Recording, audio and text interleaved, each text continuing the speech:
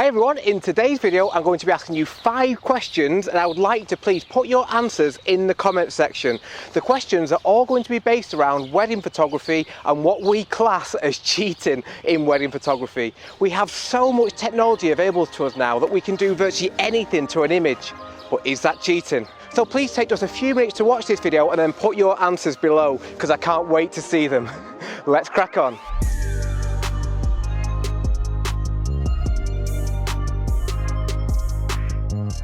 This video idea came from a discussion in my Patreon Facebook group about cheating in wedding photography and what we each class as cheating. The cameras that we use to shoot weddings these days are so much more powerful than they were even just a few years ago. We can take thousands of images on a wedding day, then when we go home to edit those images, we can use software such as Photoshop to change those images however we like. Now compare that to shooting on film and developing those photographs in a dark room, and it's just a complete different world. But is it wrong to do this, or are we right to make use of all the technology available to us to make the best images that we can for our bride and grooms, even if those images don't reflect reality? That's what I want to talk about in this video, and that's what I want to find out your opinion on as well.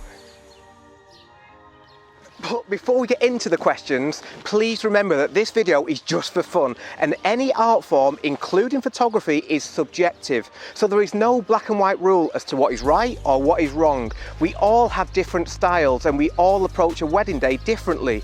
And we all have different tastes, and that is good, because the world and photography would be very boring if we all had the exact same opinions. Just because I may draw the line at a certain point doesn't mean that that is right. It just means that that is my own personal decision.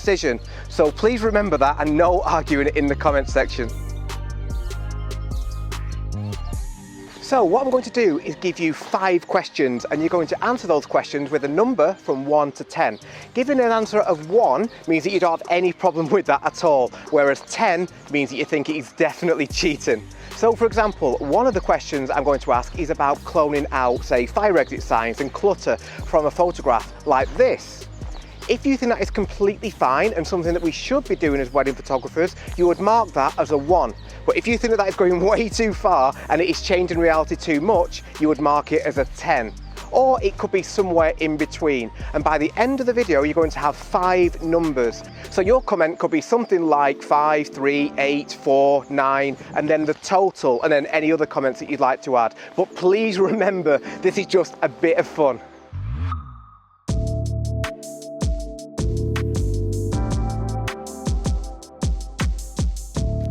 So question 1 of, is this cheating? The latest version of Photoshop lets us very easily replace a sky in our photographs like this.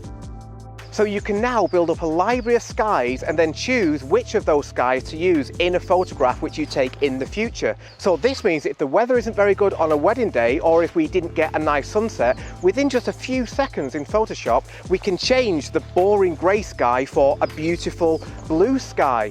Is this cheating? Remember, an answer of 1 means that it is completely fine, whereas if you think that that is cheating and it's awful and we shouldn't do it, you would put down a 10. Or if you're unsure, somewhere in the middle. So the first question, sky replacement. Question 2 is a really interesting one, and it's to do with setting up moments. This photograph from Caroline and Jonathan's wedding has long been one of my absolute favourite images, but this moment was set up by me. Caroline had been getting ready in a room with her bridesmaids and hair and makeup artist next door, and it was just quite chaotic. So I asked Caroline to stand in this room, which was just much cleaner with the doors closed, and when it was time for her dad to come in, I told him where Caroline was and asked him to open the doors when he was ready. In the meantime, Caroline was waiting on the other side, and I positioned myself to capture the reaction. Now, I truly believe that that reaction was completely natural. I hadn't asked Caroline's dad to do anything other than just open the doors when he was ready so that he could see Caroline in her wedding dress for the first time. But I did set up the moment, and if I hadn't have done that, the moment may not have happened at all. And even if it did, I may not have been in a good position to capture it because I wouldn't have known where or when it was going to happen. I've also done the same thing for these photographs, but is it cheating? Again, please put down a number between 1 and 10. 1 if you don't think it's cheating at all, it's completely fine, and 10 if you think that it definitely is cheating, or you may be somewhere in between.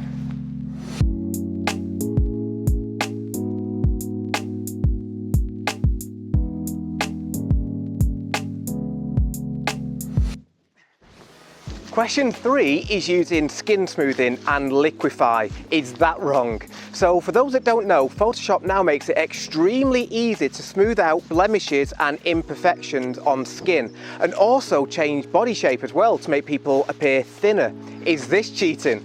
Again, please mark your answer out of 1 and 10. Now question 4, as I mentioned in the intro, is cloning out distracting and ugly things from a photograph. Is that cheating? So by this, I mean removing things like fire exit signs, fire extinguishers, basically anything which is just distracting and makes the photograph just look a bit messy. Do you think that we should try and do that because it makes our photograph look cleaner? Or is it wrong because, again, we are changing reality? Marks out of 10, please.